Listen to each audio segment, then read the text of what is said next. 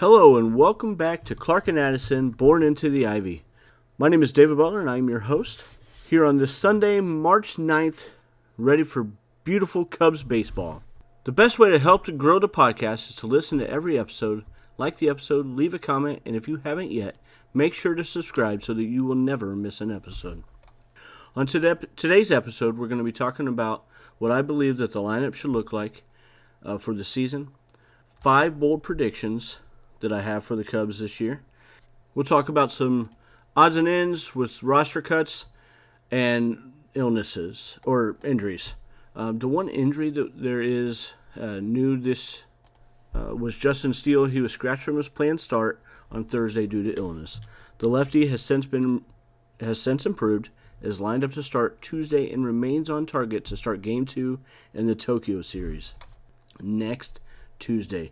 This is the last full week that we have of spring training before they go overseas for that series. So exciting, but lots to decide before that. It doesn't sound like Nico Hoerner will have been decided. He will not be going overseas.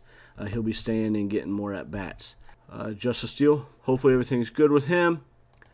Some roster cuts that were done. The Cubs reduced the roster down to 42, so there was quite a few cuts. Ethan Roberts and Luke Little were both optioned back to AAA. Return to minor league camp were Phil Bickford, Chris Flexen, Ben Heller, Brooks Kriske, Trevor Richards, Jonathan Long, James Triantos, Greg Allen, and Christian Franklin. Ethan Roberts and Luke Little, both pitchers who were hoping to vie for roster spots. Luke Little hasn't even pitched yet. He's still injured right now. So that threw a curveball into that. But look for both of them to probably make some appearances at some point on the big league roster. James Triantos, of the others that were sent to minor league camp, is by far the biggest name, a guy who has a ton of upside and at some point will end up in the majors, we hope. So for the lineup, I think that this is the way they should start the season. And this is provided, I'm going to provide that Nico is healthy. We're talking about the domestic opener right now. But I'll talk a little bit about what I think that we should do for the Tokyo opener too. The normal lineup to start the season, we got Ian Happ in left field, batting first. Kyle Tucker in right field, second. Third, Seiya Suzuki as the DH. Michael Busch batting fourth at first base. Dansby Swanson batting fifth at shortstop, although that is probably not exactly where I would love to have him, but I think it's a righty protecting Busch, and I think he's probably the best one to do that. For now, given that Matt Shaw's still new with it, we don't want to overwhelm him. So PCA batting sixth at center. When Nico is healthy for the domestic opener, hopefully, batting seventh at second base. Matt Shaw batting eighth at third. And then Miguel Amaya or Carson Kelly, whoever's catching that day, batting ninth. I really like the possibility of Gage Workman maybe filling in there. I think he can play second base. He's decent there defensively. He can play both corner outfield positions, and obviously he's a third baseman. But Matt Shaw's got that work locked down. I would love to see Gage Workman get that last roster spot. I think that he's earned it as a Rule 5 draft pick. I don't know if anybody understands how the Rule 5 draft pick is. He cannot be sent back to the minors if he doesn't make the Major League roster. He goes back to Detroit. He can go to the minors for them, I believe. But he cannot go back to the minors for the Cubs unless Detroit says, no, we don't want to take him. But the way he's hit this spring, that isn't going to happen. So he has to stay on the Major League roster all year because he's a Rule 5 draft pick. Otherwise, he has to be offered back to Detroit.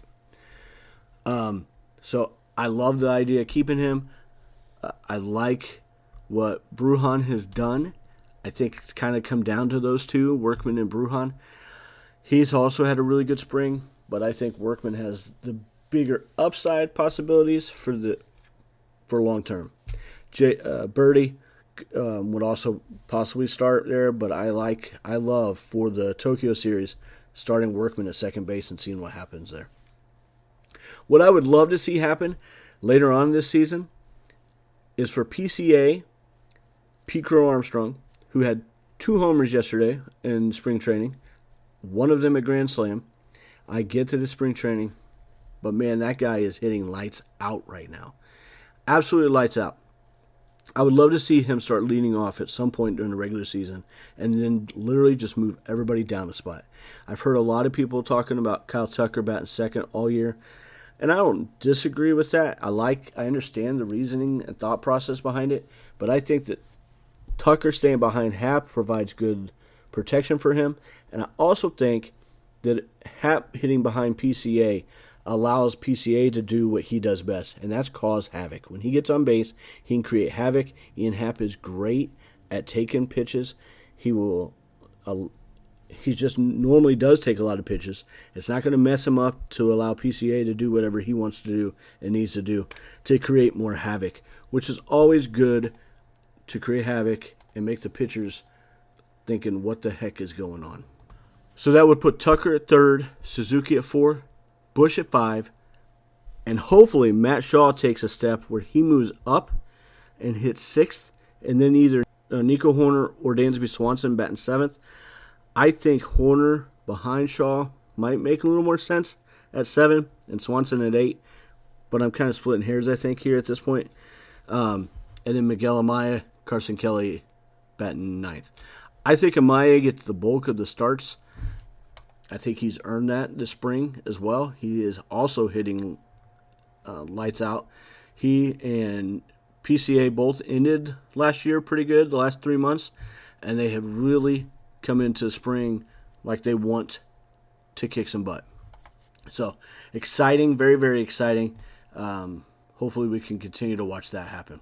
So I have 5 bold predictions for the Cubs for the 2025 season.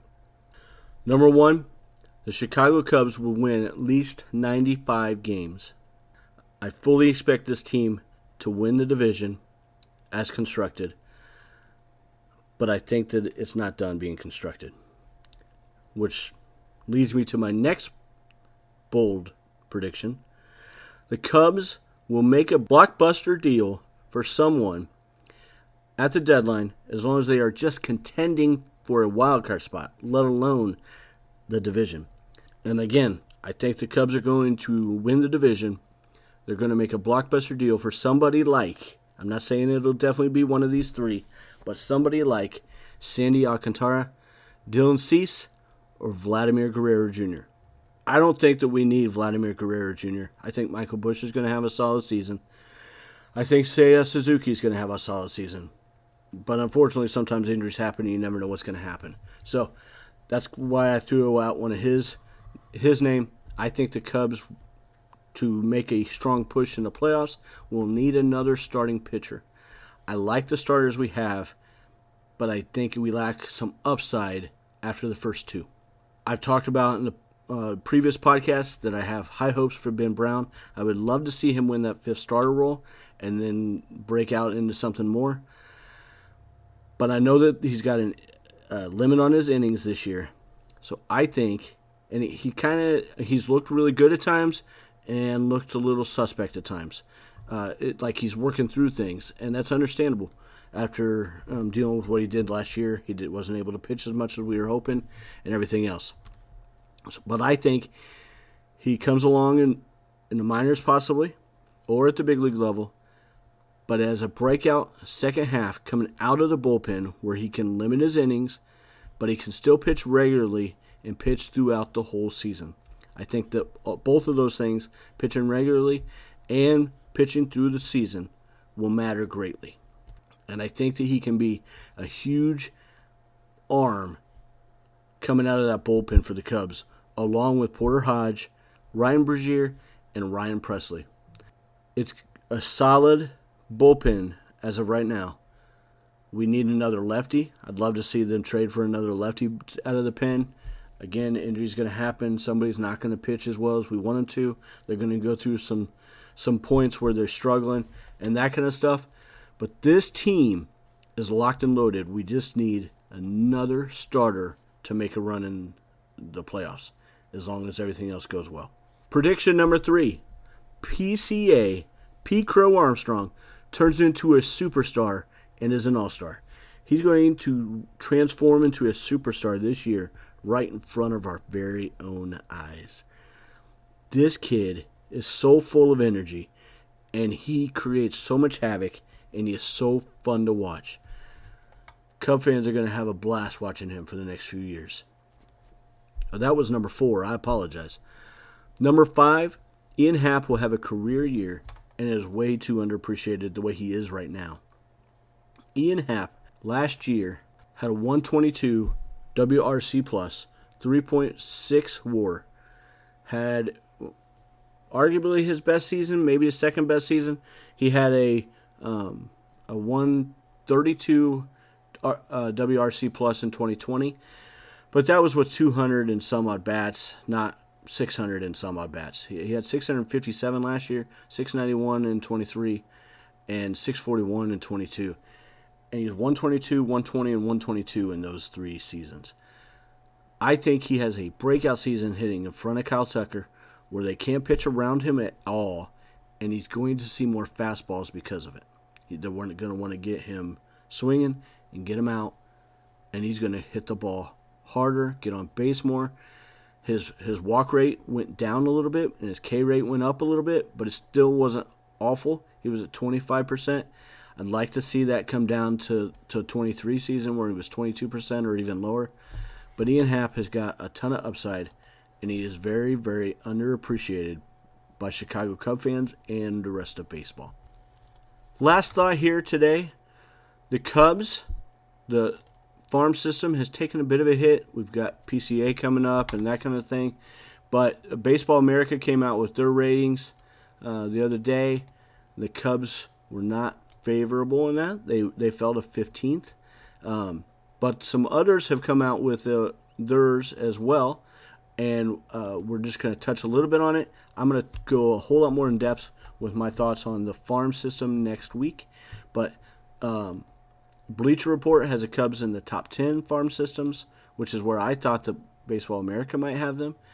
And MLB has them in the top 10 as well. So, like I said, we'll get into that. We'll start breaking down some of the prospects a little bit next week.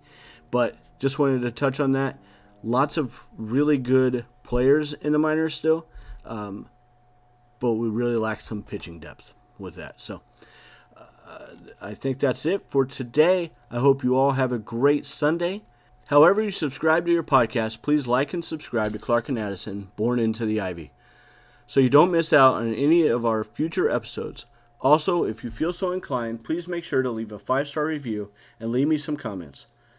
If you are enjoying the podcast, make sure to tell any other friends or Cubs fans that you know.